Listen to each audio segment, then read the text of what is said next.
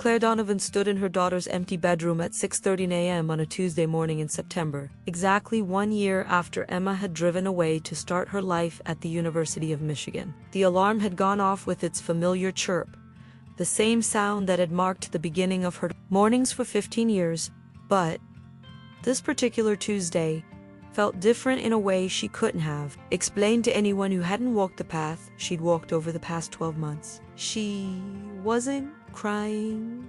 She wasn't numb with that particular hollow ache that had defined the first 8 months after Emma left. She wasn't drowning in the silence that had threatened to consume her every single morning between August and April. Instead, she was standing here making a mental checklist of what needed to happen before 17 women arrived at her house in exactly 3 hours. Women who were learning what Claire had discovered over the past year through brutal experience. That the empty nest isn't actually an ending at all, but rather an invitation to something she couldn't have imagined when she first heard Emma's car pull out of the driveway last August. The invitation she didn't know she'd received it was an invitation to stop grinding against her own life and start flowing with it. To stop performing for an invisible audience and start becoming the woman she'd always been, beneath 30 years of devoted, exhausting, beautiful motherhood. To finally learn how to be present to her own existence, instead of constantly proving she deserved to occupy space in the world. But 12 months ago, standing in this exact same doorway, Claire didn't know any of that. 12 months ago, she genuinely believed she was dying. 1 year earlier, the day it all ended, Claire had stood in this same doorway watching Emma carry the last cardboard box down the stairs. The one containing the stuffed elephant she'd had since she was 3 and the framed photos of high school friends she couldn't bear to leave behind. The SUV was already packed to capacity, clothes and bedding, and the small refrigerator Tom had insisted they buy. Everything Emma would need to build a life 800 miles away from the only home she'd ever known. "I think that's everything," Emma said, turning back toward the house with tears pooling in her eyes but unmistakable excitement lighting up her face in a way that made Claire's heart simultaneously swell with pride and crack down the middle. They hugged in the driveway while Tom loaded the last few items. Emma climbed into the driver's seat, started the engine, waved one last time through the window, and then she was gone. Claire walked back into her house, 4,000 square feet that had felt perfectly sized when it held 5 people, but now seemed to expand into something vast and echoing with every step she took, and realized with sudden, devastating clarity that she had absolutely no idea what she was supposed to do next. There was no one to wake up for school, no one to make breakfast for, no one who needed her in the way that had structured every single day of her adult life. Just silence pressing in from every direction, and underneath that silence, a question that felt like it might suffocate her. Who am I now? The mathematics of loss. Claire Donovan stood at the kitchen counter, measuring coffee grounds into a filter 1 scoop. Not for the ritual felt wrong in her hands, like learning to write with her left after using her right for 60 years. 8 months since Emma's packed SUV had pulled out of the driveway, and she still reached for the large carafe every morning before her brain caught up with reality. The absence wasn't in what she heard: no shower running upstairs at 6:45. No argument about who left the milk out. No backpack zippers or car keys searched for, or mom, "Have you seen my trailing from room to room like a question mark looking for punctuation?"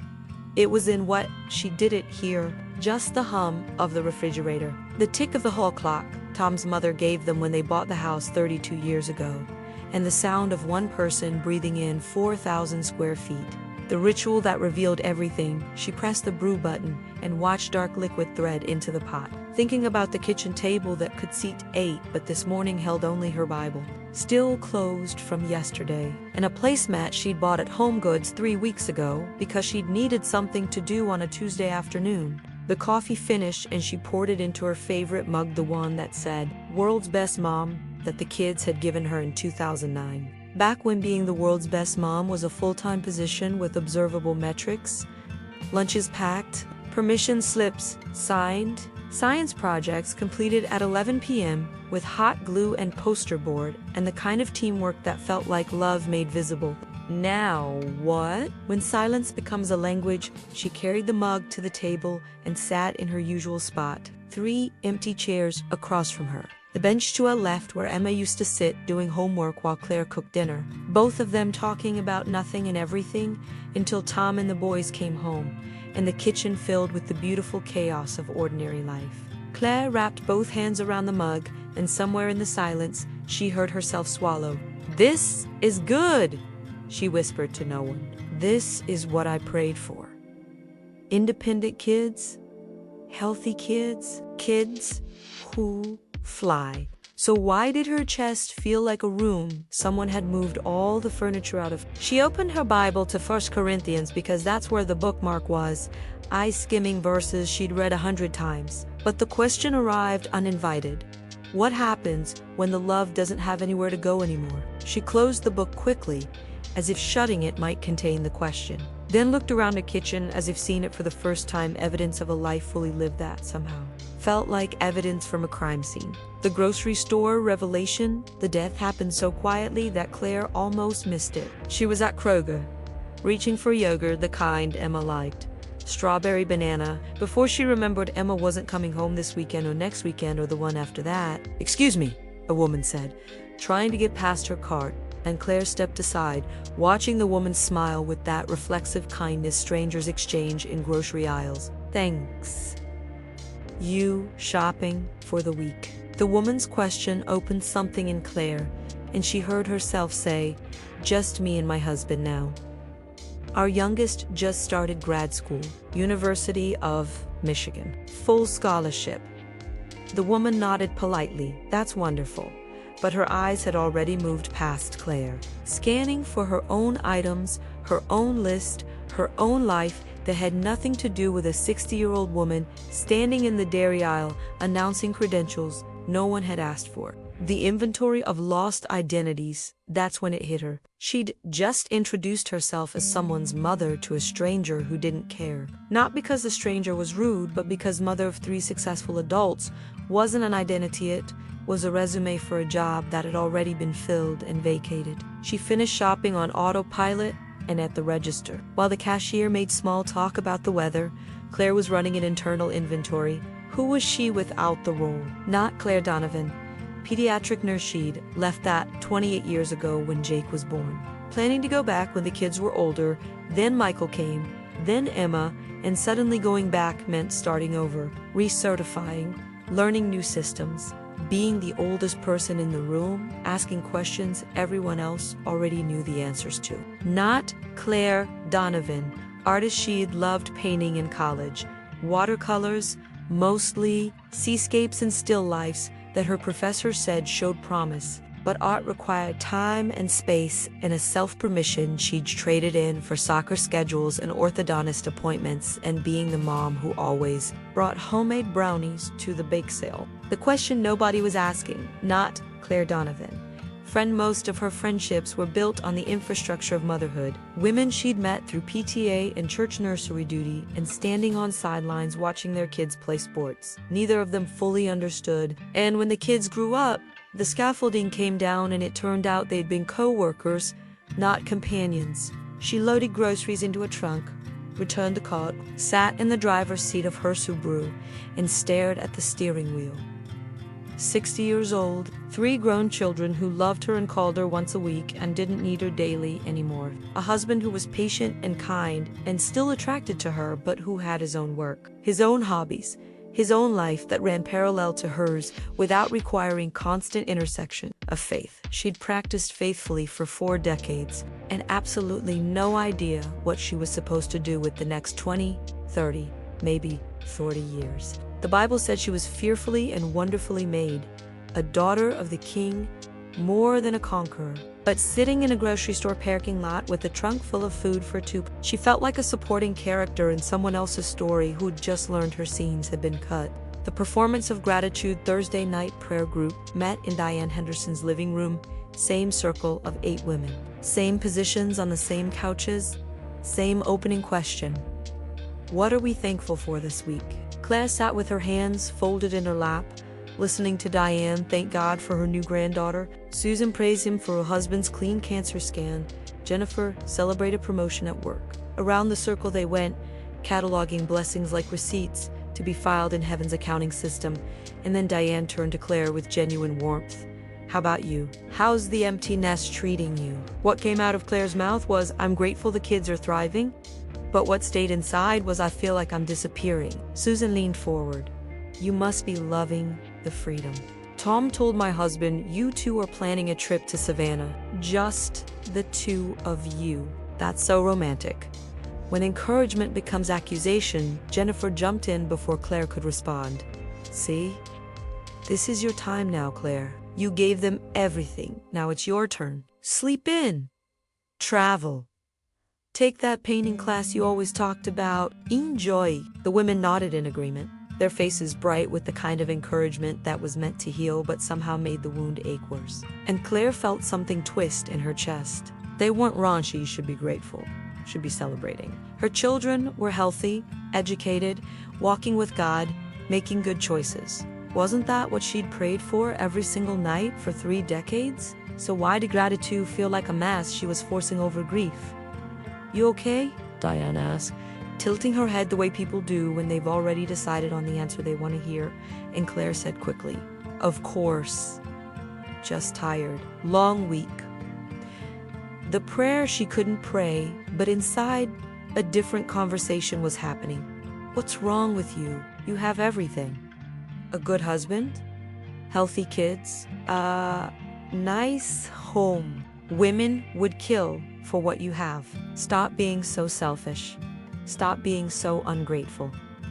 This is spiritual immaturity. This is self-pity. When it was Claire's turn to pray, she heard herself say, thank you, Lord, for your faithfulness, for healthy children, for a godly husband, for all the blessings you've poured into our lives. Help us to be good stewards of what you've given. In Jesus' name. The circle murmured amen, but God hadn't heard her real prayer because her real prayer was stuck somewhere between her heart and her throat, too confused and too shameful to speak out loud.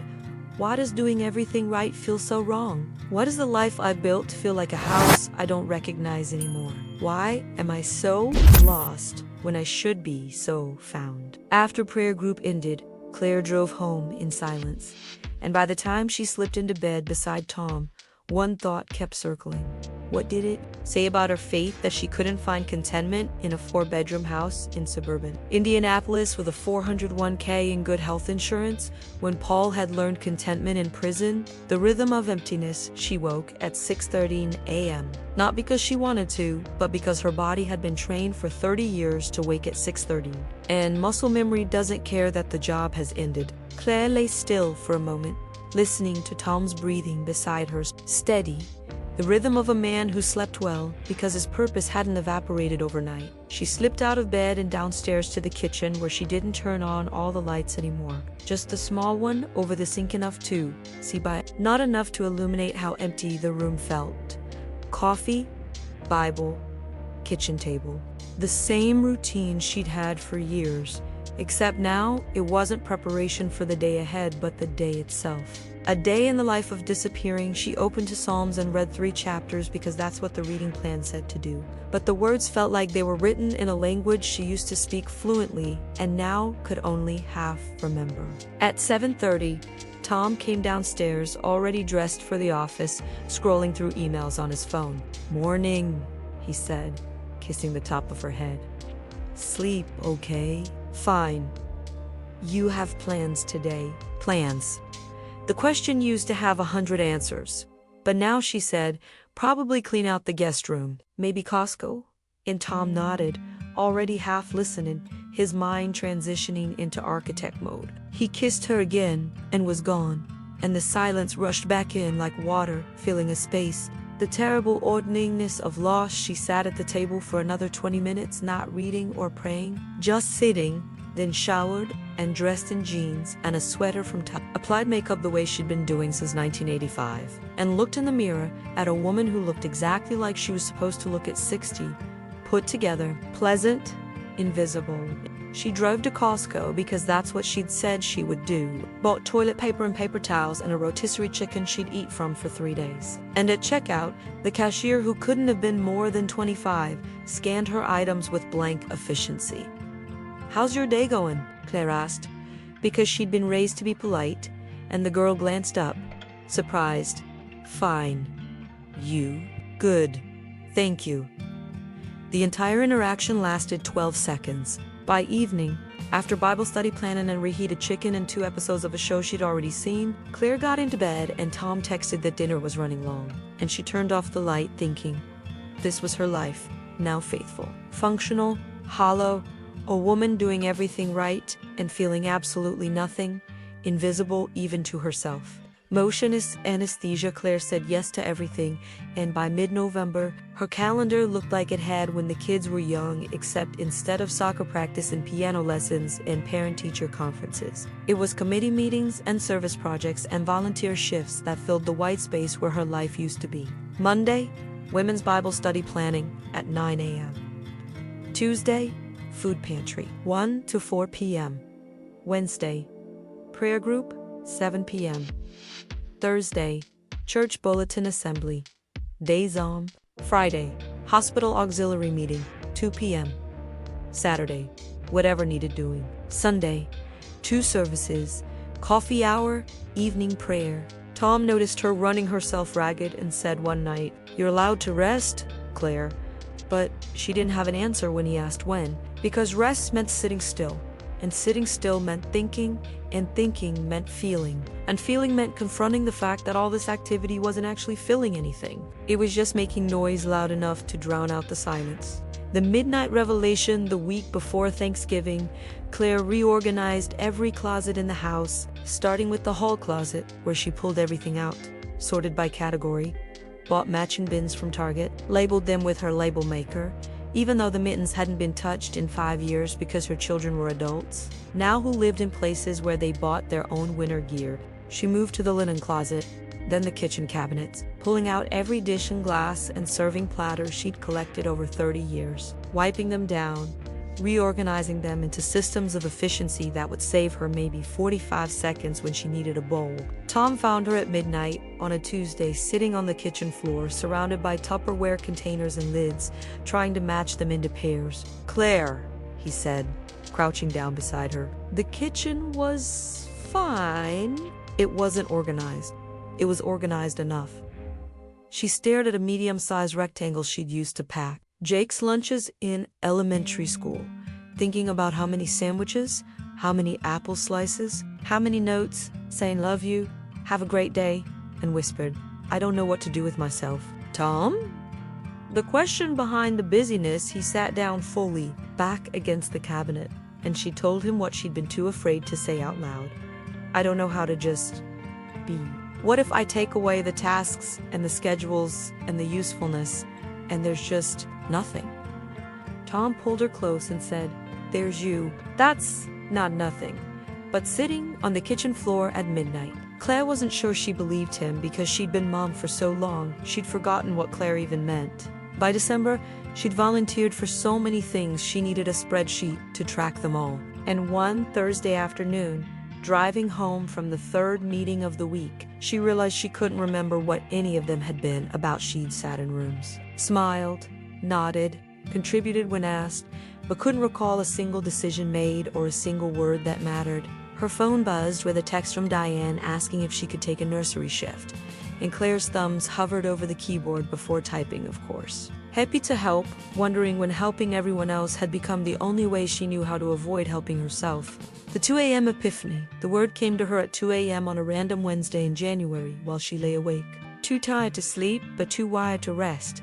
Her mind running through tomorrow's to-do list like a hamster on a wheel that wouldn't stop spinning. Pick up communion supplies. Drop off mittens for the homeless ministry. Finalize the women's retreat registration forms. Call about the broken microwave in the fellowship hall. Confirm volunteers for Sunday's coffee hour. None of it mattered, and all of it kept her from feeling anesthesia. That's what this was. She wasn't productive, she was numb. She wasn't serving, she was hiding. And the most terrifying part was that she didn't know how to stop. The conversation she couldn't have Sunday morning. Claire arrived at church 45 minutes early to set up for the 9 o'clock service, and Pastor Mike found her in the supply closet counting communion cups. "Claire, we have volunteers for this." right? She smiled without looking up. I know, just wanted to make sure everything was ready. You're here every week. I like helping. He hesitated, choosing his words carefully. How are you doing? Really? She straightened, turned to face him with the same bright competence she showed everyone. Great. Really busy, but great. When he mentioned that Tom had said Emma was doing well at Michigan, she performed pride, while he asked if she was adjusting okay, and the question underneath the question hung between them. Are you okay now that the thing that defined you for 3 decades is over? She picked up the box of communion cups and said, I should finish setting up. But his question followed her all the way to the sanctuary. Do you rest? No. Because rest meant stillness, and stillness meant silence, and silence meant being alone with the truth she'd been running from since August. She didn't know who she was anymore. The breaking point Wednesday night after prayer group, Claire sat in her car watching the other women live Dion, who had grandchildren to face, Susan, who had a book club meeting she was excited about, Jennifer, who was training for a half marathon and wouldn't shut up about her running app. They all had lives that existed independent of their service, but Claire had service. Strip that away and what was left. She gripped the steering wheel and stared at her phone's calendar app, looking at the color-coded blocks representing every obligation she'd agreed to. What if she just deleted one? The thought made her chest tight. What if she called Diane and said she couldn't do the food pantry next Tuesday? What would she do with those 3 hours instead? Better to stay busy, better to keep moving, better to be tired than to be confronted with how terrified she was of her own company. That night, Tom found her folding laundry at 11 o'clock, sheets that didn't need, towels no one was using, and when he said gently, "You're trying to disappear," Claire felt something crack inside her chest and finally told him the truth. If I stop moving, I'll have to feel how much I don't matter anymore, and I can't do that, Tom. So I just keep going, and as long as I'm going, I don't have to admit that the person I was doesn't exist anymore, and I have no idea who I'm supposed to be instead. The alarm that marked everything, the alarm didn't wake her. She woke 30 seconds before it went off, the way she had for years, her body anticipating the sound, preparing for the transition from sleep to action. 6 hours, 12 minutes, and 30 seconds a.m. Claire lay in the dark, waiting. The numbers on her nightstand clock flipped. 6:13. The alarm chirped with that same bright, insistent beep she'd chosen 15 years ago because it was cheerful enough to wake teenagers without being aggressive. She reached over and silenced it, then lay completely still while muscle memory kicked in before thought could catch up. Her legs wanted to swing out of bed, her feet wanted to find slippers, her voice wanted to call up the stairs. Emma, you're going to be late. But Emma wasn't upstairs. Emma was 800 miles away in Ann Arbor, waking to her own alarm, making her own coffee, living a life that no longer required Claire's 6:13 a.m.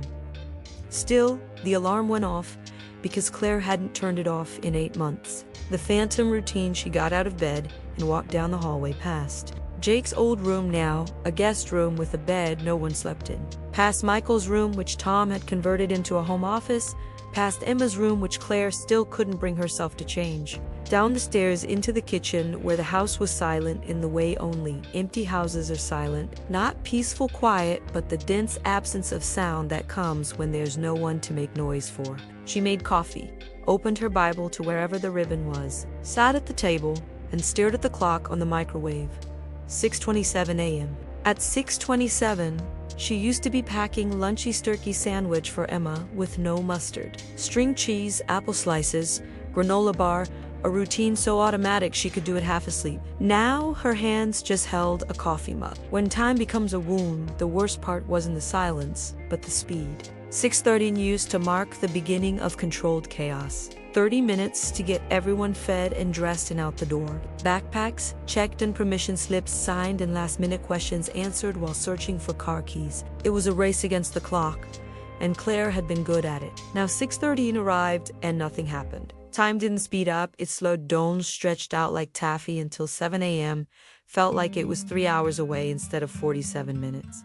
That afternoon, Claire sat in her car outside Target with her phone open to the alarm app, finger hovering over the 6:13 setting. All she had to do was tap it, change it to 7 o'clock, or delete it entirely. Move on, let go. Except that this season was over, and the next one had different rhythms. She stared at the screen 6:30 a.m. every day, Monday through Sunday, the number glowing back at her like a gravestone marking something dead that she kept visiting. Claire closed the app, put the phone in her purse, went into Target and bought things she didn't need.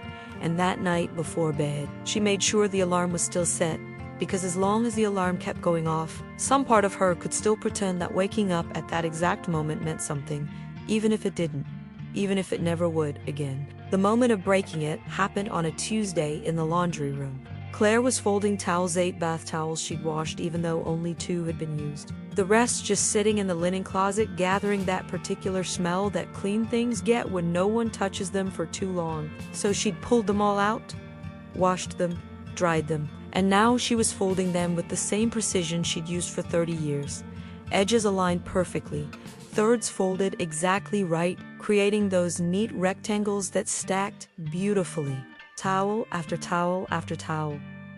Blue ones Jake had used, green ones from Michael's bathroom, the yellow set Emma had picked out herself at Bed Bath & Beyond before her freshman year of high school, because yellow was her happy color. Claire folded the yellow towel, set it on the stack, picked up another one, and something inside her just broke, not snapped or shattered, but quietly came apart like a seam that had been holding too much weight for too long. The honest prayer, she sank to the floor, didn't decide to, just found herself sitting on the cold tile with her back against the washing machine, a half-folded towel in her lap, and a sound coming out of her throat that didn't have any words attached to it. It wasn't crying.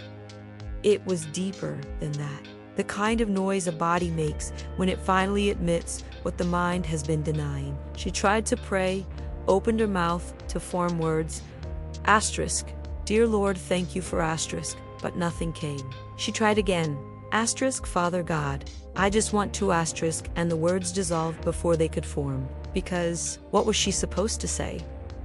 Thank you for taking away my purpose. Thank you for the empty rooms and the silent mornings and the terrible freedom of not being needed anymore. Those weren't prayers, those were accusations, and you couldn't accuse God. But all Claire could do was sit on her laundry room floor surrounded by clean towels for people who didn't live here anymore and feel the full weight of how utterly lost she was. The prayer God was waiting for. She didn't know how long she sat there. Long enough for her legs to fall asleep. Long enough for the winter light coming through the small window to shift from morning to afternoon. Long enough for the performance to finally stop. No more forcing gratitude she didn't feel. No more pretending the busyness was working. No more insisting she was fine when every cell in her body was screaming that she was drowning. Just Claire and God in a silence so complete it felt like being held underwater. She leaned her head back against the washing machine, closed her eyes, and for the first time in months, maybe years, she stopped trying to explain herself, stopped trying to fix herself, stopped trying to be the kind of woman who had it all together. She just was. Broken, confused, grieving, lost. And in that moment, sitting on a laundry room floor with tears running down her face and no words to offer and no strength to pretend, something shifted, not dramatic. No lightning bolt or audible voice or sudden rush of peace, just the smallest, quietest sense that maybe this was the prayer God had been waiting for. Not the polished one or the grateful one or the one that performed faith while denying pain, but the honest one that said, I don't know how to do this and I need help. Searching for ancient wisdom, Claire didn't go back to the laundry room that night. The towels stayed on the floor until the next morning, when she finally folded them without ceremony and put them away. No perfect edges, no precision, just functional rectangles that would sit in a closet until she needed them. Gid. Enough. That night, after Tom went to bed, she sat at the kitchen table with her Bible. Not because her reading plan said to or because it was what faithful women did, but because she needed to know if God had anything to say about this particular kind of ending. She opened to Ecclesiastes, a book she'd always found slightly depressing, but now felt like the only honest thing in Scripture. There was a time for everything, and a season for every activity under the heavens. She read the whole list. Time to be born and a time to die, a time to plant and a time to uproot, a time to weep and a time to laugh. a time to embrace, and a time to refrain from embracing. Her finger stopped on that last line. A time to refrain from embracing. Was that what this was? A time to let go? To step back? To stop holding on to the identity that had given her life meaning for 3 decades? The verse didn't promise it would feel good. It just said there was a time for it. Women who bloomed late, she kept reading. Not systematically, not following any plan. Just flipping through looking for women whose stories she'd heard 100 times but maybe never really understood. Sarah, 90 years old when Isaac was born, 9 decades of waiting, of watching her body age past the point of possibility, of learning to live with the death of a dream. And then God said now, not when she was young and ready, not when it made biological sense, but when she'd given up, when the season seemed finished. Claire read it twice, realizing she'd always focused on the miracle of the birth but never thought about the 90 years before it. The decades Sarah spent being Abraham's wife but not Isaac's mother, wondering what gave her life meaning, how she reconciled the promise with the present reality. Elizabeth barren, elderly, past childbearing years by every reasonable standard, a faithful woman married to a faithful priest, living a faithful life that looked exactly like faithfulness should look, except for the one thing that would have made her complete in the eyes of her community. And then an angel showed up in her old age and said, "Your prayer has been heard." Not a new prayer, but an old one. She'd probably stopped praying decades ago, because there comes a point when you stop asking for what seems impossible and start learning to live with what is. The pattern of sacred endings she kept surging on, 84 years old. Widowed young, spending decades in the temple, fasting and praying and waiting for the Messiah she'd probably been told about as a child, and then lived her entire life, not seeing, but she didn't stop looking, even when she was old, even when most people would have given up, even when the waiting lasted longer than seemed reasonable, and then one day she held a baby in the temple and knew, this is it. This is what I've been waiting for. Claire closed her Bible and sat in the quiet kitchen with the clock ticking and the refrigerator humming and something stirring in her chest that felt almost like hope. She'd spent 8 months grieving the end of one season, but what if she'd been looking at it wrong? What if the end wasn't just loss, but also space? The Bible was full of women who didn't begin their most important work until after something else ended. Sarah, after barrenness. Elizabeth, after decades of waiting. Anna, after widowhood. Ruth, after losing her husband. Naomi, after losing everything. They didn't become less significant when their first stories ended. They became available for their next ones, but they had to go through the ending first. The grief and emptiness and stripping away of what was, and God didn't rush them through it, but met them in it.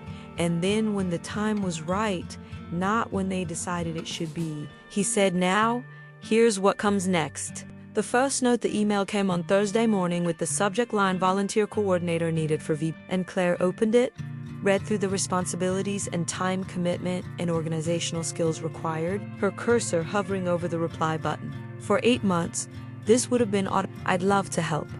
Count me in, but something had shifted since Tuesday's laundry room floor. Some small internal voice, so quiet she almost didn't hear it, whispered, "You don't have to." She didn't have to. That was true, but if she didn't, then what would she do with those 3 weeks in June? What would she tell people when they asked what she was up to this summer? How would she justify her existence if she wasn't contributing or participating or serving? Her fingers moved to type, "Thank you for thinking of me, but," and she stopped because the "but" needed something after it. But what? But I'm too busy, she wasn't. But I have other commitments. She didn't, but I need to. Focus on other priorities right now, like what? She deleted the sentence, sat with her hands in her lap, and typed, "Thank you for thinking of me, but I need to take a step back this year." Hit send before she could reconsider, and the email whooshed away, leaving Claire sitting in the sudden silence of having said no to something she would have said yes to yesterday, feeling like she was standing on the edge of a cliff. Learning to listen that afternoon, she drove to Target, not for anything specific. Just because driving to Target was something she did when she didn't know what else to do. And she walked the aisles, slowly past kitchen gadgets she didn't need and organizational systems that promised to solve problems she didn't have, until she stopped in the stationery aisle looking at rows of journals. Leather, covered, lined, blank, dotted. She picked up a navy blue one with gold edging, substantial. the kind that looked like it should hold important thoughts, thinking about when was the last time she'd written anything that wasn't a grocery list or a church committee agenda. Maybe college? Before Jake? Before she became someone whose thoughts were always interrupted by someone else's needs? She put the journal in her cart, added a nice pin that felt good to hold, checked out, drove home, and set them both on the kitchen table where her Bible had been sitting alone for months. The next morning, she woke at 6:13, silenced the alarm. But this time, instead of mechanically going through the motions, she stayed in bed an extra 5 minutes, just breathing, just being awake without immediately becoming useful. The practice of presence. When she finally got up, she made coffee and sat at the table with the journal in front of her, opened to the first blank page, picked up the pen, and had absolutely no idea what to write. Sitting there for 10 minutes with pen, hovering and feeling ridiculous before finally writing, "I don't know what I'm doing." She stared at the sentence, then kept writing. "I said no to VBS, and I feel guilty, but also relieved, and I don't know which feeling is right. I've spent 8 months trying to fill the space, but maybe I'm supposed to sit in it instead. I don't know how to do that. I don't know how to be still without feeling like I'm failing." The words came slowly at first, then faster thoughts she'd never said out loud, questions she'd been too ashamed to ask, admissions that felt too raw to share in prayer group but somehow safe to tell a blank page. Over the next 2 weeks, Claire said no 3 more times to the church cookbook project, to hosting small group, to organizing the missions committee bake Salem. Each no felt like jumping off some. Each no was followed by strange, uncomfortable quiet where productivity used to be. And each morning she sat with her coffee and her Bible and her journal, and instead of rushing to fill the space, she just sat in it, writing messy, honest sentences about how scared she was and how lost she felt, and how weird it was to have time and not know what to do with it. Reading scripture, not because it was on her reading plan, but because she was genuinely looking for some understanding, permission to be in this liminal space without having it all figured out. The gift of noticing February came in cold and clear, and Claire woke at 6:30 and still hadn't changed the alarm, but this time she got up without the usual weight pressing on her chest because something felt different, though she couldn't name it or point to what had changed. Just that the air in the house felt lighter somehow, less dense. She made coffee and carried it to the kitchen table, expecting to do what she'd been doing for 3 weeks now, Bible open, journal ready, sitting in the stillness even when it felt uncomfortable. But when she sat down, she noticed the light, winter sunrise coming through the east window, hitting the table at an angle that turned her coffee mug into stained glass, steam rising through a beam of gold. How long had this been happening? How many mornings had the sun done exactly this while she'd been too busy preparing and planning and performing to notice? She wrapped her hands around the mug and just watched the steam curling, the light shifting as the sun climbed, the way the wooden table seemed to glow where the morning touched it. Beautiful. That was the only word for it. Not productive or meaningful or serving some higher purpose. Just beautiful. Scripture that finally landed. She opened her Bible to Psalms, not because she was supposed to read Psalms that day, but because that's where her hand landed when she opened the book and found Psalm 46. "Be still and know that I am God." She'd read this verse 100 times, underlined it, memorized it, quoted it to other women who were stressed and overwhelmed, but she'd never actually done it. Not really. Because being still required stopping, and stopping felt like dying, and dying felt like admitting she wasn't indispensable after all. But this morning, sitting in a beam of February light with steam rising from her coffee, Claire understood something she hadn't before. Being still wasn't the same as doing nothing. It was doing the one thing she'd been avoiding for 8 months, which was paying attention. Not to her calendar, or her to-do list, or her volunteer commitments, or the ways she could make herself useful. Just to this, the light and the steam and the quiet house and the morning, God in the ordinary. The hour of permission, after Tom left for work, Claire had an hour before the day truly started. In some mornings she painted, some mornings she walked, some mornings she sat on the back patio with a second cup of coffee and did absolutely nothing except exist in the cold March air. This was the part that would have terrified her 3 months ago in structured time, with no agenda, but now it felt essential, like breathing, because she'd spent 30 years moving from task to task without pause, mistaking motion for meaning, and this hour was her permission to just be, to let the day unfold instead of forcing it into submission, to trust that presence was enough. One Wednesday morning, in late March, she stood at her kitchen sink washing her breakfast dishes, and outside the first green was showing on the trees, that pale, tentative yellow-green of early spring, and she realized, I have a life again. Not the life she used to have, not a replacement life designed to fill the holes, but a new life, one that fit this version of her, this season, this pace, a life built on flow instead of force, on presence instead of productivity, on listening instead of striving. The phrase that named everything, the phrase came to Claire 3 days later while she was washing dishes. Not doing dishes as a chore to check off, but just standing at the sink with her hands in warm soapy water. Looking out the window at the neighbor's maple tree with its bare branches sketched against the pale sky, thinking about the difference between the last 3 days and the 8 months before them. Before, waking up with a pit in her stomach. Immediately reaching for her phone to see what she'd committed to, what needed doing, what would make her feel like she mattered. After waking up and asking what's here, what's now, what's being offered. Before, moving through the day like she was perpetually late even when she had nowhere to be. After, moving at the pace of attention, stopping when something caught her eye, lingering when something touched her heart. Before, grinding. After, flowing. That was it. That was the difference. She'd been grinding for so long, she thought it was the only way to live. Grinding against time and emptiness, and the fear that if she stopped producing, she'd stop mattering. But these last few days had shown her something else, a different rhythm, not lazy or unproductive or spiritually immature, just flowing, moving with, instead of against, receiving instead of achieving, being present instead of proving herself. The discovery in writing. Claire set down the dish she was washing, dried her hands, walked to the table where her journal lay open, and wrote, soul flowing.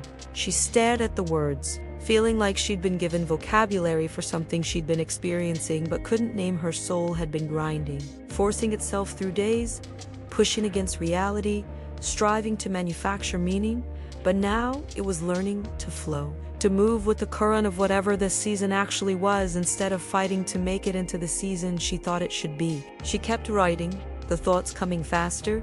For 30 years I measured my life by output, how much I did, how many people I served, how well I performed the role of mother, wife, volunteer, Christian woman. That was grinding. It worked when I had specific people to care for and clear roles to fill, but when those roles ended, the grinding just became grinding motion without meaning, busyness without purpose, exhausting myself to prove I still had value. But what if the second half of life isn't supposed to be more grinding? What if it's supposed to be flowing? The shift from performance to presence. She paused, pin hovering, feeling the truth of it settle in her bones, then continued. Grinding is about performance. Flowing is about presence. Grinding asks, what can I produce? Flowing asks, what's being offered? Grinding measures worth by output. Flowing measures worth by attentiveness. Grinding is exhausting. Flowing is restful. Grinding is working for God. Flowing is working with God. That evening, when Tom found her in the living room reading a book she'd bought 2 years ago and never opened, he said, surprised, you're reading? And she said, just for fun. And when he commented that she seemed different lately, lighter, like she'd been carrying something heavy and finally set it down, she told him, I think I've been so focused on what I lost when the kids left that I couldn't see what I gained. Space. Permission to figure out who I am when I'm not in motion. I'm learning that I don't have to grind my way to the answer. I can just flow toward it, one morning at a time. Before bed, she stood at her bedroom window looking out at the neighborhood, houses lit from within, lives being lived behind closed doors.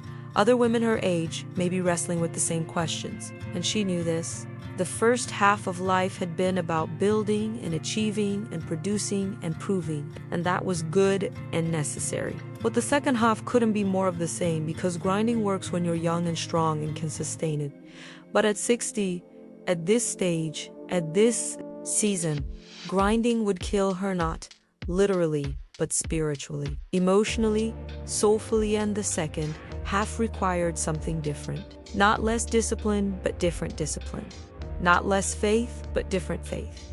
Not less purpose, but different purpose. It required learning to flow, to move with God's rhythm instead of against it, to be present instead of productive, to trust that her value wasn't in what she did, but in who she was becoming. The empty tomb revelation. The revelation came on a Sunday morning when Claire was in church, third row, right side, same seat she'd occupied for 20 years, and Pastor Mike was preaching about Mary Magdalene at the empty tomb. She came looking for the body, he said. She found an absence, and in that absence, she discovered everything. Claire's pin stopped mid-note because she'd been to the empty tomb story 100 times at Easter sermons and sunrise services and resurrection celebrations. But she'd always focused on what came after the emptiness, never on the emptiness itself. Mary stood at that tomb expecting death and finality, and that the thing she'd come to tend was exactly where she'd left it. But it wasn't. The stone was rolled away, the body was gone, the space was empty, and that emptiness, that shocking, disorienting void, was something precious used to be. Wasn't the end of the story, but the beginning of the resurrection. Reframing the void after church, Claire sat in her car in the parking lot and opened her journal with a trembling hand, writing, "I've been grieving the wrong thing. I thought God took my children, my role, my identity, my reason for waking up. But what if He didn't take anything? What if He just cleared out the space?" She stared at the words and kept writing faster, the thoughts tumbling over each other. When the kids were home, there was no room for anything else. Every corner of my life was full of their needs, their schedules, their noise, their presence, beautiful fullness, sacred fullness, but still full. No space for painting, no space for slow mornings, no space for asking what I wanted because what I wanted didn't matter when what they needed was right in front of me. That was right for that season. But this season, what if this season isn't about losing what filled the space? What if it's about finally having space? She thought about the last 8 months. How she'd been so busy trying to refill the emptiness with committees and projects and volunteer work and busy schedules that she never stopped to ask, what if the emptiness itself is the gift, the invitation in the absence? What if God, in His kindness, had looked at her 60-year-old self and said, "You've been faithful, you've given everything, you've poured yourself out for 3 decades without stopping. Now I'm giving you something you've never had, space, not as punishment, not as abandonment, not as evidence that you're no longer needed, but as invitation, space to breathe, space to discover, space to become, space to remember who you were before you became everyone's everything, space to figure out who you might be in the years ahead." Claire pressed her hands against the steering wheel, feeling everything shift.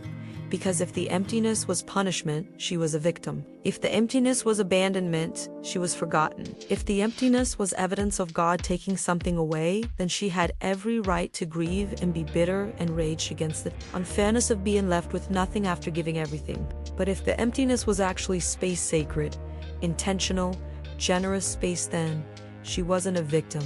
She was invited into what she still didn't fully know, but invited nonetheless.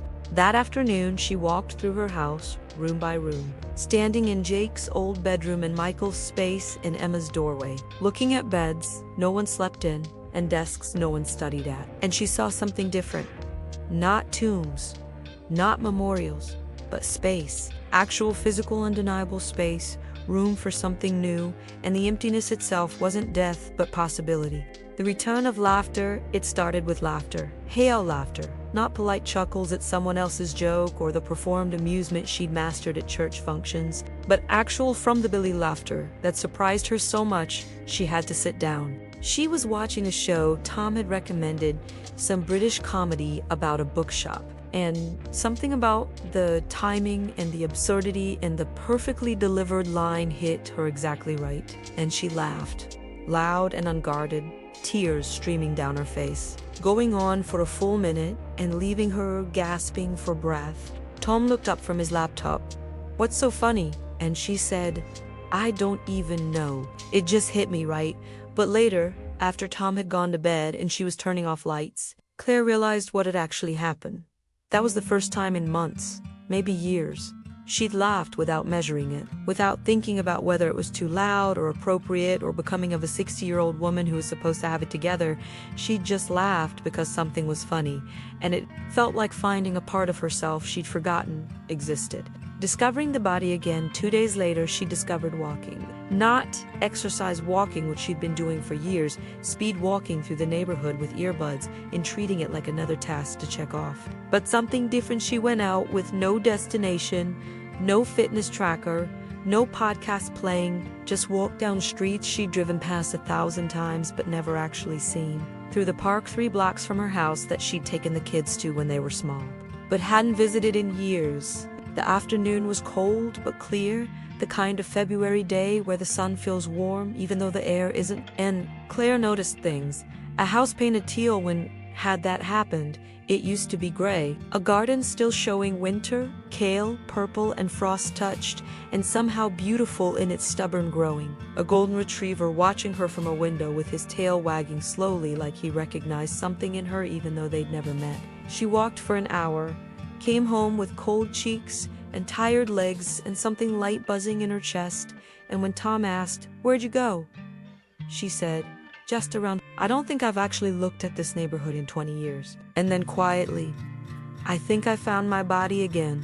The creative impulse returns. The writing happened by accident when Claire was journaling one morning about the cardinal she'd seen 3 days in a row, and suddenly she wasn't just recording a fact but describing it the exact shade of red, the way he tilted his head, the sound he made that wasn't quite a song but more like a question posed to the morning. She wrote for 20 minutes, lost in the details, in the attempt to capture on paper what she'd witnessed in real life. And when she finally stopped and read what she'd written, she felt something she hadn't felt since college. Pride. Not in an arrogant way, but the quiet satisfaction of having made something, of having taken raw experience and shaped it into words that might help someone else see what she'd seen. She'd forgotten she could do that.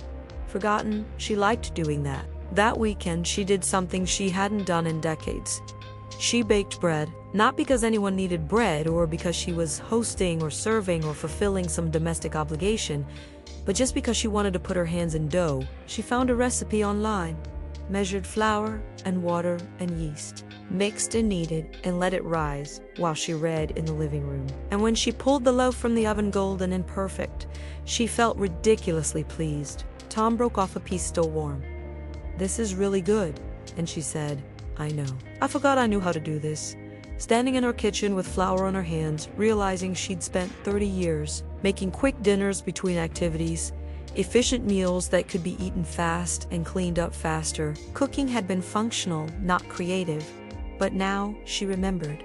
She used to love this. Not the efficiency or the productivity, but the actual act of making something with her hands. The unexpected mirror. The encounter happened at the grocery store when Claire was in the cereal aisle, taking her time actually reading labels instead of grabbing the same boxers on autopilot, and someone said, "Mrs. Donovan." She turned to find a young woman in Scruggs, cart half full, looking uncertain. "I'm sorry. I wasn't sure if you'd remember me. I'm Ashley Chun. You were my preceptor during clinicals, God. That was 12 years ago now. Pediatrics at St. Vincent." The memory surfaced slowly. A nervous nursing student with excellent instincts but no confidence. One of dozens of students Claire had worked with over the years before leaving to focus on the kids full-time. "Ashley, of course, how are you?" Ashley's face lit up. "I'm good. I'm actually working at St. Vincent now, pediatric ICU. And then, I've thought about you so many times over the years. You probably don't remember, but you told me something during my rotation that changed everything for me." The gift she'd forgotten. She'd given. Claire didn't remember, but she waited while Ashley explained. "It was my 3rd week. I'd completely frozen up trying to place an IV on a 2-year-old. The mom was watching, the kid was screaming, and I just couldn't do it. I was sure I was going to fail. You pulled me aside afterward and said, 'The needle matters, but the mom needs you more right now. Talk to her. Help her feel safe. The technical skill will come, But if you can't make a scared parent trust you, you'll never be a good pediatric nurse. Ashley's eyes were bright. Nobody else told me that. Everyone focused on the skills, but you saw what actually mattered. I use that every shift, every time a parent is terrified. You taught me that nursing isn't just about procedures, it's about people. You were really gifted at it. Claire stood very still, holding a box of oatmeal she'd forgotten she was holding. And after Ashley hurried off to her shift, Claire realized she'd been so focused on losing her identity as mother that she'd forgotten she used to be other things too. Nurse, mentor, teacher, someone who had wisdom that mattered to people who weren't her children. The redefinition of purpose that night, she told Tom about it, and he said, "You were always good at that, seeing people, seeing what they needed even when they couldn't see it themselves." And Claire stared at her plate, thinking about how motherhood wasn't her only purpose, but just one expression of something bigger. The ability to see people, to nurture growth, to help someone become who they're meant to be. She'd done that with her kids, but she'd also done it with nursing students and young moms at church and anyone who needed someone to believe in them. That wasn't gone just because her kids grew up. That was who she was, not just a mother, but a person who helps others grow. Sunday after church, a young woman approached her, mid-30s, with exhausted eyes and a toddler on her hip. "Mrs. Donovan, I'm Jessica. We're new here. My husband travels for work and I'm home with 3 kids under 5 and her voice cracked. I saw you with your family over the years and you always seemed so calm.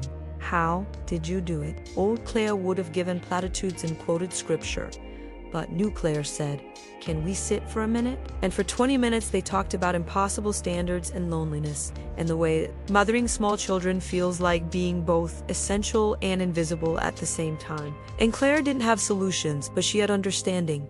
She could see this young woman who was drowning and pretending she was fine.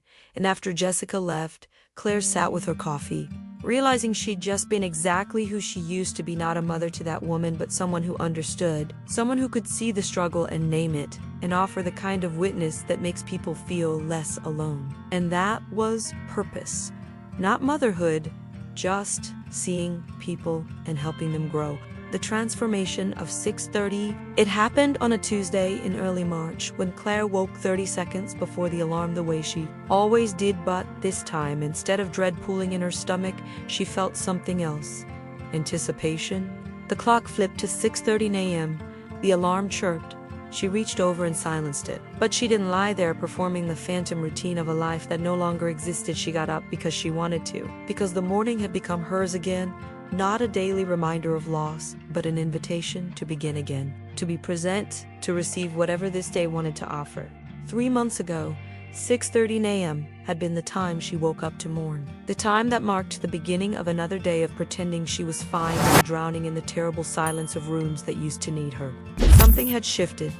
Not the time was still the same. Not the alarm was still set to that exact moment. But she'd stopped fighting the emptiness and started living in it.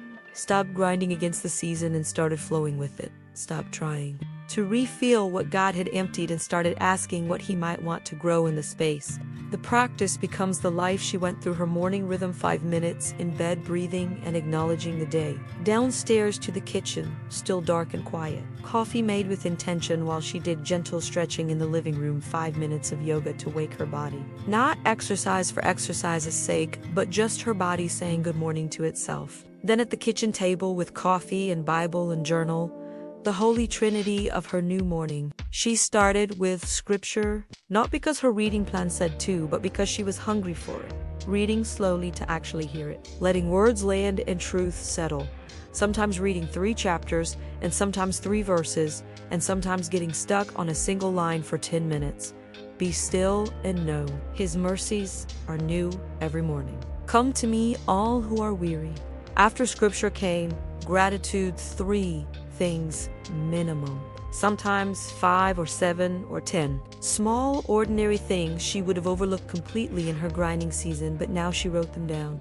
I'm grateful for coffee, grateful for this quiet house, grateful Tom still kisses me goodbye, grateful the cardinal comes to the feeder every morning. When the same time holds different meaning by 7 o'clock. Tom came downstairs and they had coffee together, sometimes talking and sometimes not. But even the silence was companionable now instead of heavy, because she wasn't performing for him anymore. Wasn't pretending to be fine. Wasn't using conversation to prove she was handling everything. She was just with him, present and real. After Tom left for work, she had an hour before the day truly started. And some mornings she painted, some mornings she walked, some mornings she sat on the back patio with a second cup of coffee and did absolutely nothing except exist. And this hour that would have terrified her 3 months ago now felt essential. That afternoon her phone rang and it was Emma, and they talked for 20 minutes about classes and a research project and a guy Emma had gone on 2 dates with. And when they hung up, Claire realized she hadn't spent the whole conversation performing "I'm fine." She'd actually been fine, not in the forced grinding, proving herself to be fine way, but in the real, grounded, soul-flowing way. She'd asked about Emma's life because she was genuinely interested, not because she needed to feel needed. And the conversation had been between two adults who loved each other, not between a mother desperately clinging to relevance and a daughter obligated to provide it. That night, before bed, Claire stood at her bedroom window thinking about how the alarm would go off tomorrow at 6:13. How she could change it now to 7 o'clock or 7:30 or turn it off entirely. But she wouldn't, not because she was stuck or afraid to let go, but because 6:13 a.m. was hers now. Not a memorial to the past, but a threshold to the present. The moment each day when she got to choose grind or flow, and every morning she was choosing flow same time, different woman. And for the first time in 30 years, 6:13 a.m. didn't belong to anyone else, but to her and to God and to whatever they were creating together. In this season, she'd stopped resisting and started receiving. When structure emerges from spirit by mid-March, something had taken shape. Not a schedule or a plan or a productivity system designed to prove her worth, but a rhythm that emerged the way spring emerged slowly, naturally, in response to something deep and instinctual rather than forced. Claire couldn't have told you exactly when it started or how it formed, but by the 3rd week of March, she had a morning that felt like her own. 6:13 a.m. alarm awake, but now instead of lying there or rushing to produce, she gave herself 5 minutes to lie in bed with eyes closed, breathing deeply, acknowledging the day before, demanding anything from it. Thank you for this morning. Thank you for breath. Thank you for another chance to be here. Simple and short and honest. Not performance prayer, but presence prayer. Then up, downstairs to the kitchen, still dark and still quiet, coffee made with intention. And while it brewed, she moved, not exercise for exercise's sake, but just gentle movement to wake her body. Stretching in the living room with arms overhead and spine long and hips opening, 5 minutes of yoga from a YouTube video. Nothing intense or performance-driven, just her body saying good morning to itself, because for 30 years, her body had been a tool to carry children and serve others and get things done. And she'd forgotten it was also meant to be inhabited and felt and moved with pleasure instead of just function. The elements of flow. By 6:35, she was at the kitchen table with coffee and Bible and journal, starting with scripture, not because her reading plan said to, but because she was hungry for it. Some mornings Psalms and some mornings Gospels and some mornings wherever she'd left the ribbon, reading slowly to actually hear it, letting words land and truth settle. Sometimes reading 3 chapters, and sometimes 3 verses, and sometimes getting stuck on a single line for 10 minutes, turning it over, like a stone in her hand. Be still and know, His mercies are new every morning.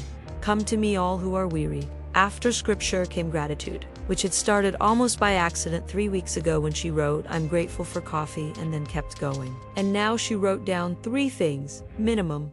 Some mornings, 5 or 7 or 10. Small, ordinary things she would have overlooked completely in her grinding season because they weren't accomplishments or evidence of productivity. Grateful for this quiet house. Grateful Tom still kisses me goodbye. Grateful Emma called yesterday. Grateful for the cardinal who comes to the feeder every morning. And she noticed something. The more she practiced gratitude, the more she had to be grateful for.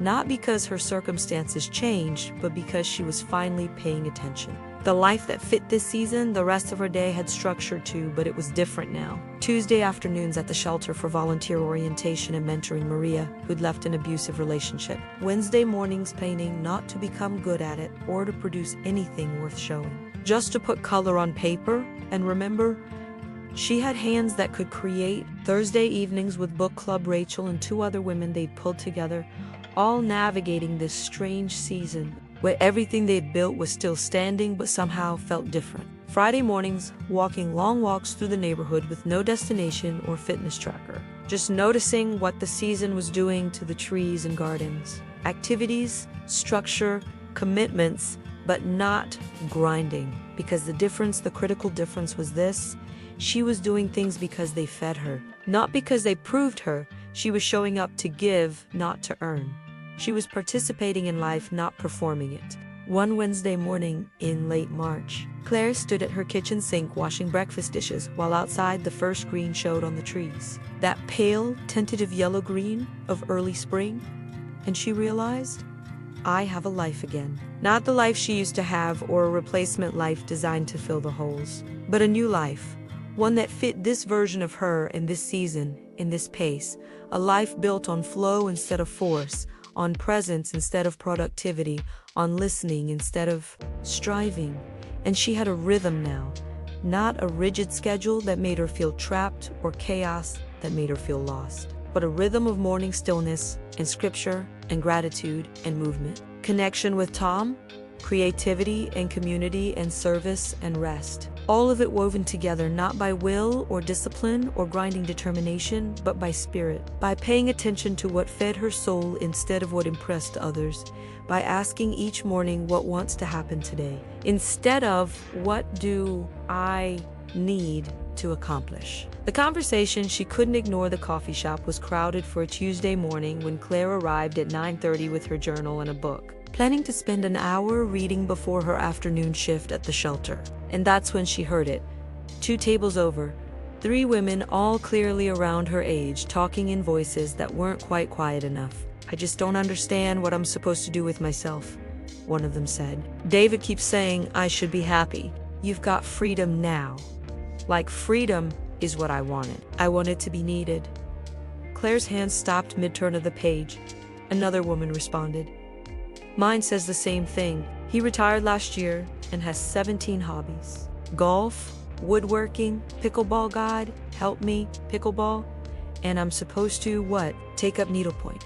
Join a book club. Pretend I'm not completely lost. The third woman laughed with no humor in it. At least you have a husband who notices. Mine is so relieved the kids are gone. He thinks I should be too. I tried to tell him I'm struggling and he said, but honey, you've got so much free time now.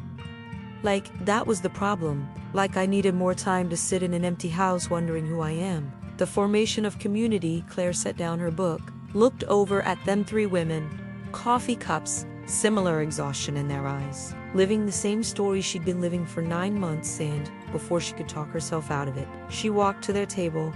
I'm so sorry to intrude, but I couldn't help overhearing, and I just need you to know you're not alone. The 3 women looked up, startled, and Claire introduced herself. I'm Claire.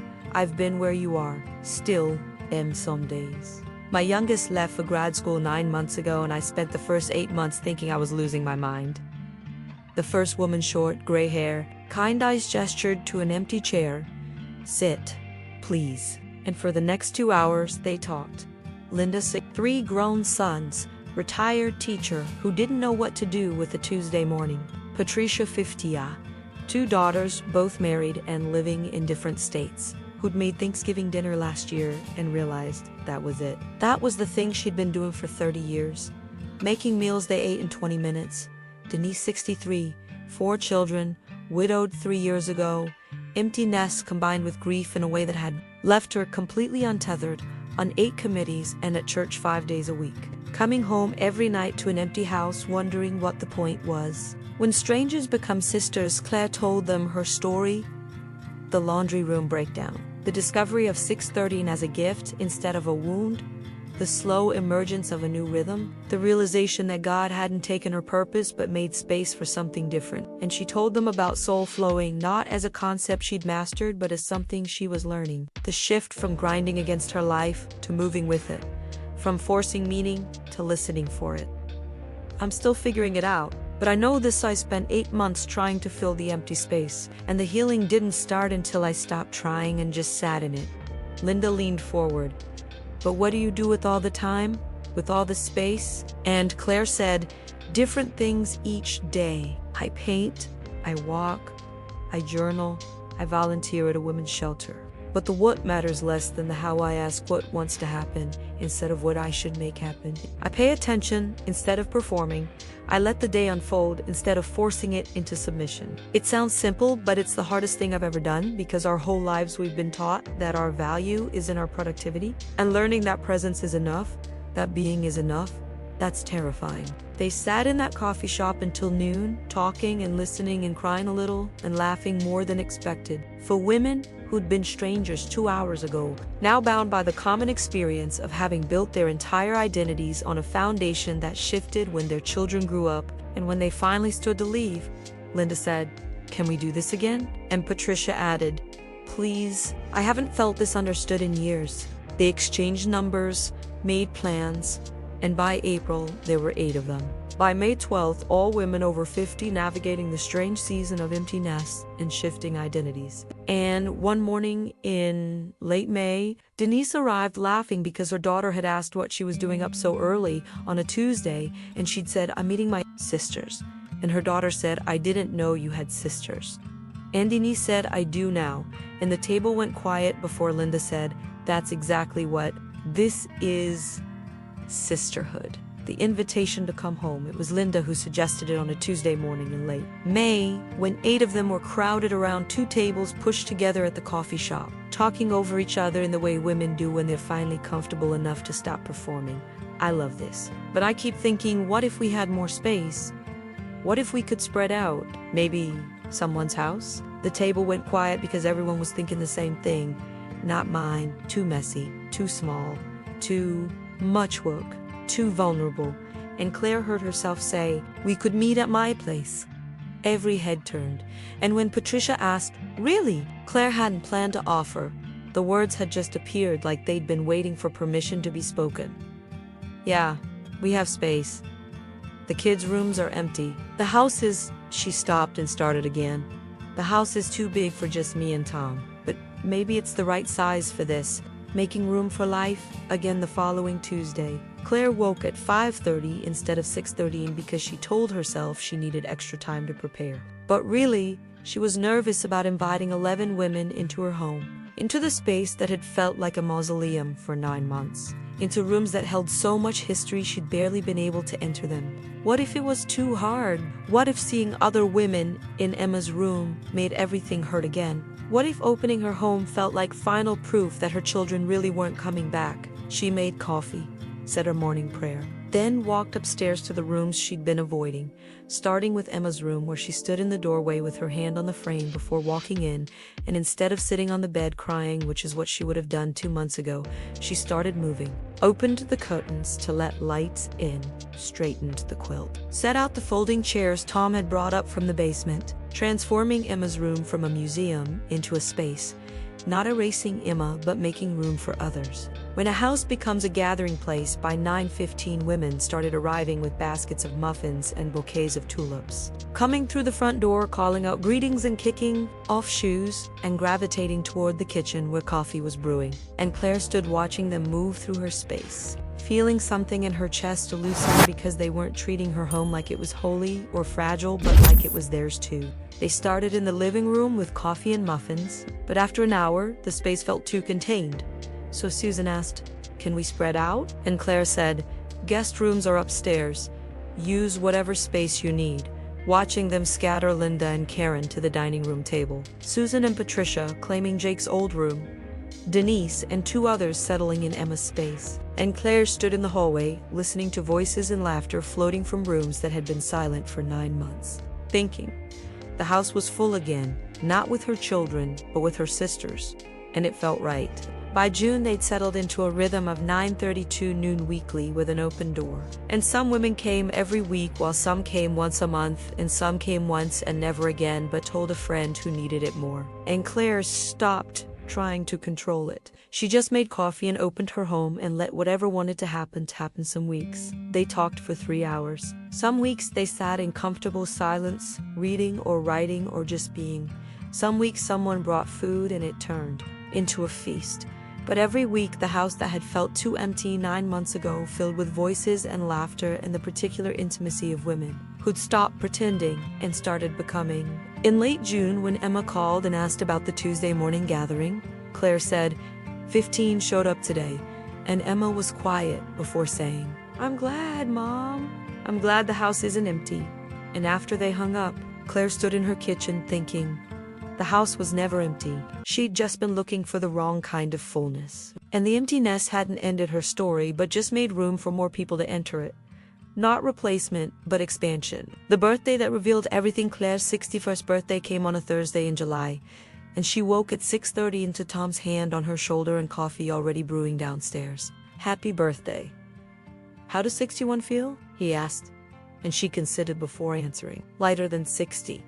They had coffee on the back patio, watching the garden they'd planted in May, tomatoes starting to ripen, basil thick and fragrant, zinnias blooming in colors she'd forgotten existed. And when Tom said, "You seem happy, different than last year," she told him the truth.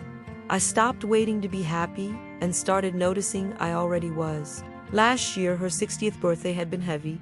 Emma had just left, and the house felt cavernous, and Tom had taken her to a nice restaurant, where she'd smiled through dinner while feeling like she was attending her own funeral. But this year, she was sitting in her garden at 6:45 a.m., drinking coffee with her husband, feeling the July sun on her face, and genuinely, quietly happy to be alive.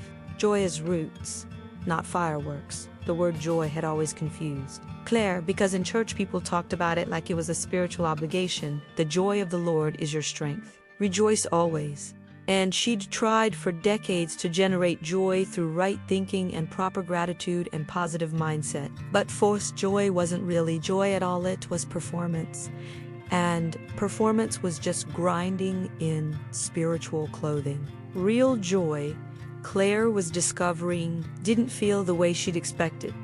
It wasn't constant delight or perpetual excitement or walking around grinning at everything. It was quieter than that, deeper than that, more rooted. That afternoon, she met the Tuesday women at Linda's house for birthday cake. 11 women crammed into Linda's dining room, presenting her with a watercolor set and a journal with her name embossed on the cover. "For the artist you're becoming," Patricia said, and sitting there, surrounded by frosting and laughter, and women who hadn't known her a year ago but somehow knew her now, Claire felt it joy, not manufactured or performed, just present, the quiet satisfaction of being exactly where she was supposed to be with people who saw her and liked what they saw. The steady ground of contentment that night. Claire sat on her back patio with her journal writing. "Joy after 60 doesn't look like I thought it would. I thought it would be excitement, adventure, travel, new experiences, but mostly it looks like this coffee at 6:30 a.m. with the morning light just right.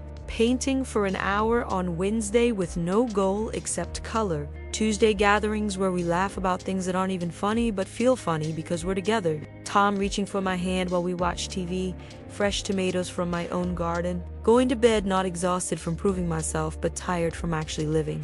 I spent my whole life thinking joy was something big, something impressive, something worth posting about. But joy after 60 is small.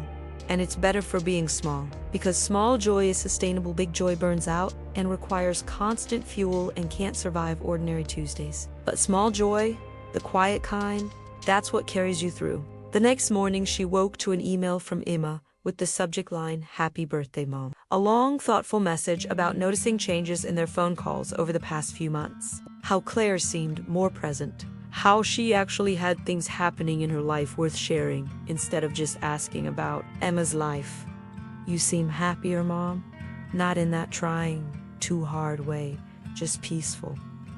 Whatever you're doing, keep doing it. I love you." Claire called Emma and told her something important. For a long time, I thought being your mom was my whole identity. And when you left, I thought I lost myself. But I'm realizing I didn't lose myself. I just had to find the parts of me that existed before you and your brothers. The parts that still exist now that you're grown. And Emma said after a moment, I'm glad you found them. And Mom, you're still my mom. That didn't end. It just changed shape. The letter to her former self, Claire sat at her kitchen table on a Tuesday morning in September with coffee steaming and journal open. But instead of writing in her journal, she found herself writing something else. A letter. Not to anyone she knew, but to the woman she used to be. To the woman who might be watching this right now, feeling exactly what she'd felt a year, egoless and invisible. Like your life ended when theirs began without you. She started writing. Dear friend, I don't know your name, but I know your story because it was my story. Maybe you're sitting in your kitchen right now, too big and too quiet, wondering what you're supposed to do with yourself. Maybe you've been awake since 4 a.m. with your mind racing through all the things you used to do that gave you purpose and coming up empty. Maybe you're on your 7th committee this year and you're exhausted, but you can't stop because stopping feels like admitting you don't matter anymore. Maybe you're doing everything right, praying and serving and staying busy, and you still feel hollow. Maybe you're ashamed that you're struggling because you have so much to be grateful for. The truth she wished someone had told her, she kept writing. I know what it feels like when the alarm goes off and you have nowhere to be. I know what it's like to make coffee for 1 and remember when you made it for 4. I know how it feels to look in the mirror and not recognize the woman looking back because she's not anybody's mom anymore. In the daily, needed, essential way. And you don't know who she is instead. I know the specific grief of rooms that used to be full and are now just rooms. I know what it's like to volunteer for everything because being useful feels like the only proof you still have value. I know the exhaustion of pretending you're fine when you're drowning. I know, and I need you to know this, you're not broken. You're not ungrateful. You're not spiritually immature. You're not the only one. You're in transition, and transition is brutal. Nobody prepares you for this part. Not really. Everyone talks about the empty nest like it's a vacation, like you should be thrilled, like freedom is what you wanted. But what they don't tell you is that freedom without purpose feels like falling. What they don't tell you is that the identity you built for 30 years doesn't just shift. It collapses, and you're supposed to rebuild it at 60, when you're tired and your body hurts and you don't have the energy you had at 30. The invitation to flow, she continued. Here's what I wish. Someone had told me a year ago, the emptiness is not your enemy. It's not punishment. It's not evidence that God forgot about you. It's space. Sacred and intentional and necessary space. And I know that sounds like spiritual bypassing. I know it sounds like someone who's never been where you are telling you to look on the bright side. But I've been exactly where you are. And I'm telling you, the emptiness that's crushing you right now is making room for something you can't see yet. Not replacement children or a new role that looks exactly like the old one, but something different. Something that couldn't grow in the crowded soil of constant mothering. For 30 years you gave everything, and that was beautiful and holy and it mattered. But that season is over, and I know it hurts. God, I know it hurts. But the ending isn't the enemy. The ending is making space for the beginning. She wrote about stopping grinding and starting flowing, about learning that presence is enough, about the terrifying work of mattering without evidence, about choosing curiosity over control, about finding sisters who understand, about discovering that the second half of life isn't less than the first, but just different, about becoming instead of performing. And she ended with, so here's my invitation. Stop grinding, beautiful soul. Your worth isn't in your productivity. Stop forcing. Your purpose isn't in your performance. Stop running from the emptiness. The space isn't your enemy, it's your invitation. Start flowing, start listening, start becoming, because this season that feels so hard and confusing is making room for the truest version of youth, a version that doesn't need applause or constant validation or to prove anything to anyone. The version that just is present, real, enough. Welcome to Soul Flowing. We've been waiting for you. The house that holds everything October came with its particular light, golden and slanting. the kind that makes ordinary things look sacred. And Claire stood at her kitchen window on a Tuesday morning, watching women arrive, 17 of them today. Cars pulling into her driveway, women carrying coffee mugs and journals, and the particular energy of people who found a place they belong. Linda and Patricia and Denise and Maria and others whose names she'd learned over the months, and a few new faces she didn't recognize yet but would by the end of the morning, and they came through her front door like they owned it, because in a way they did. This house, this too big too quiet house that had felt like a mausoleum a year ago, belonged to all of them now. Not legally, but spiritually it was the place where they learned they weren't alone, where they practiced soul flowing together, where they gave each other permission to stop grinding and start becoming.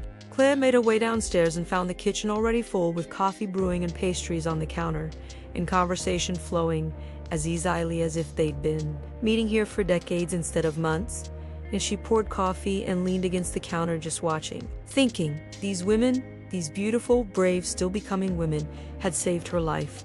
Not dramatically, but by showing up, by being honest about their struggles, by witnessing each other's unraveling and refusing to look away, by reminding each other week after week that you're not alone, you're not broken, you're becoming. The practice of witnessing. At 10 o'clock, they gathered in the living room, and someone suggested they go around sharing what soul flowing looked like for them right now. Linda started, I woke up this morning, and for the first time in 40 years, I didn't immediately start planning my day. I just lay there for 5 minutes, being grateful I was awake. That's flow for me. Starting from gratitude instead of grinding into action. Patricia, I said no to hosting Thanksgiving this year. My daughter was shocked, but I realized I don't want to spend 6 weeks stressed about a meal. I want to show up and enjoy it. That's flow, choosing presence over performance. Denise, I've been painting every Wednesday, not to get good at it or to show anyone, just because my hands want to create. That's flow. Doing something because it feeds me, not because it produces something. Maria, I got my GED last month and I'm starting community college in January. I thought my life was over when I left my ex, but it's just starting. That's flow. Believing there's more ahead even when you can't see it yet. And around the circle they went with different women and different lives and different struggles, but the same theme emerging. Flow was about releasing control and trusting the current. Flow was about being present instead of productive. Flow was about becoming instead of performing. Flow was about moving with God's rhythm instead of grinding against it. The invitation that changes everything. When it was Claire's turn, she looked around the room and said quietly, a year ago, I thought my life was over. Emma Jod left, the house was empty, my purpose was gone, and I was drowning. I spent 8 months trying to fix it by volunteering for everything and filling every hour and grinding myself to dust, trying to prove I still mattered. But the healing didn't start until I stopped, until I sat in the emptiness instead of running from it, until I asked what God might be trying to grow in the space instead of just trying to fill it back up. And this is what grew you, this gathering, this community, this practice of soul flowing that I couldn't have imagined a year ago. I didn't save myself. We saved each other by being honest and showing up and refusing to pretend we had it all figured out. So that's what soul flowing looks like for me. It looks like Tuesday mornings with you. It looks like waking at 6:30 grateful instead of grieving. It looks like painting on Wednesdays and mentoring Maria and saying no to things that drain me and yes to things that feed me. It looks like finally believing I'm enough without having to prove it. After the gathering ended and the last woman left, Claire sat alone in her living room with the house quiet again, but a different kind of quiet than a year ago. Not empty quiet, but full quiet. The kind that comes after something sacred has happened. And she pulled out her journal and wrote, 1 year ago, I woke up in an empty nest and thought I was dying. Today I wake up in the same house and I'm more alive than I've been in 30 years. What changed? I stopped grinding and started flowing. I stopped trying to earn my worth and started receiving my belonging. I stopped running from the emptiness and started asking what it was making space for. And what emerged was this: a life I didn't plan, a community I didn't expect, a version of myself I didn't know existed, not the productive version or the performance version, but the real version. The one who paints for no reason and says no without guilt and wakes up grateful and hosts women on Tuesdays and mentors Maria and plants gardens and actually feels joy. The quiet, sustainable kind, more days than not. That's what soul flowing gave me. Not a new identity to replace the old one, but just permission to be all the identities I've always carried: mother, artist, mentor, friend, woman, beloved, without needing one to define me completely. The practice that became a life. Claire sits at her kitchen table on this particular October morning with her coffee growing cold beside her and her journal open to a fresh page. 6:47 a.m., which means Tom left for work about 20 minutes ago, and the Tuesday morning women won't start arriving for another 2 hours. And she has this beautiful stretch of quiet time that used to terrify her, but now feels like the most sacred part of her entire week. She picks up her pen and writes what she's been thinking about for the past several days. 1 year ago, I genuinely believed the empty nest was God's way of punishing me for something I couldn't quite identify. Some failure of faith or character that meant I didn't deserve to keep the identity I'd built my entire adult life around. Today, sitting here in the same kitchen where I had that thought, I finally understand that it wasn't punishment at all. It was preparation, not for a smaller life or a less significant existence, but for a truer one. She sets down her pen and carries her coffee to the window, looking out at the garden she and the Tuesday women planned it together back in April, when the ground had finally thawed enough to work with late-season varieties of tomatoes specifically, so the harvest would extend well into autumn. And now here it is, the third week of October, and she's still picking fresh tomatoes from vines that should have died weeks ago, but just keep producing. The message to the woman who's watching: she thinks about the woman who might be reading this story right now, the one sitting in her own too quiet kitchen at whatever ungodly hour she woke up this morning wondering if she's ever going to feel like herself again. The one grinding through another day of trying to prove she still matters, exhausted from performing gratitude she doesn't actually feel, and pretending to be fine when she's actually drowning. And Claire wants her to know something important. You're going to make it through this, even though right now it doesn't feel like you will. Not because the pain magically stops, or because you suddenly figure everything out, or because someone hands you a replacement purpose that looks exactly like motherhood and fills the hole in exactly the same way. But because you'll learn to move with the pain instead of constantly fighting against it. Because you'll stop needing to have everything figured out before you can take the next step. And because you'll gradually discover that you were always so much more than just somebody's mother. You just needed the space to remember all those other parts of yourself. The second half of life isn't less significant than the first half, despite what our culture tries to tell us with its obsession with youth and productivity and visible achievement. It's just less visible, less measurable, less easy to quantify in ways that impress other people or look good on social media. The first half is loud and obvious, with babies crying through the night and toddlers demanding constant attention and teenagers filling your house with their friends and their music and their drama, everyone needing you so intensely that you barely have time to think about who you are beneath all that needed. The second half is quiet in a way that can feel like death if you don't understand what's actually happening. But in that quiet, if you can stop running from it long enough to actually sit with it and listen to what it's trying to tell you, you'll discover something you've been missing your entire adult life: yourself. Not the performed version that you present to church committees and book clubs and even your own family. Not the productive version that earns her worth by staying busy and useful and needed. Not the version that exists only in relation to other people's requirements, but the real version.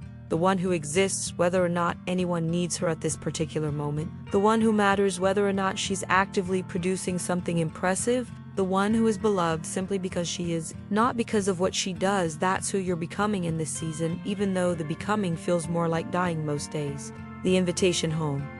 Claire closes her journal and stands at the window a moment longer, watching the way October light touches everything in her backyard with that particular golden quality that makes ordinary objects look almost sacred. Thinking about seeds buried in the ground that don't look like much when you first plant them. They look like death. Actually, all that potential locked away in darkness where no one can see it, cut off from light and air and everything that feels like life.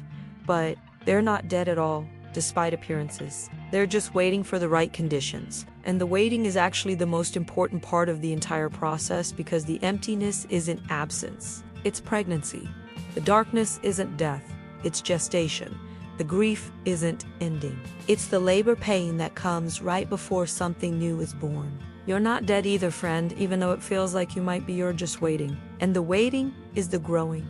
And the emptiness is the soil. And the grief is the water that softens hard shells so new life can break through. You're not ending, you're just. And what's coming, what's already growing beneath the surface in places you can't see, yet is going to be more beautiful and more authentic and more deeply rooted than anything you could have forced into existence through sheer willpower and grinding determination. Soul Flowing isn't a program you complete in 6 weeks with a workbook and an accountability partner. It's not a system with 10 steps that lead to guaranteed empty nest happiness. It's not a formula that works the same way for every woman who tries it. It's a practice. A daily and moment-by-moment practice of choosing presence over productivity, of choosing being overperforming, of choosing to trust that God's rhythm for your life is wiser and kinder than your desperate grinding could ever be. Some days you'll flow beautifully, moving through your hours with grace and presence and genuine peace. Some days you'll grind like you've always ground, falling back into old patterns of proving and performing because at least that feels like something you know how to do. And that's completely okay, because this journey isn't about achieving perfection or never struggling again. It's about direction. It's about slowly, gradually, imperfectly turning your face toward flow instead of grind, toward being instead of doing, toward becoming instead of performing. The alarm will go off tomorrow morning at whatever time your particular alarm is set for, and you'll have a choice to make in that moment: grind or flow, force or listen, perform or become. Choose flow. Choose listening. Choose becoming, not because it's easy or comfortable or immediately rewarding, but because it's the only way home to yourself, and you've been away far too long already. Welcome to Soul Flowing. Welcome to the second half of life. Welcome to becoming who you've always been beneath all the roles and the performance and the grinding. We've been waiting for you, and we're so glad you're finally here.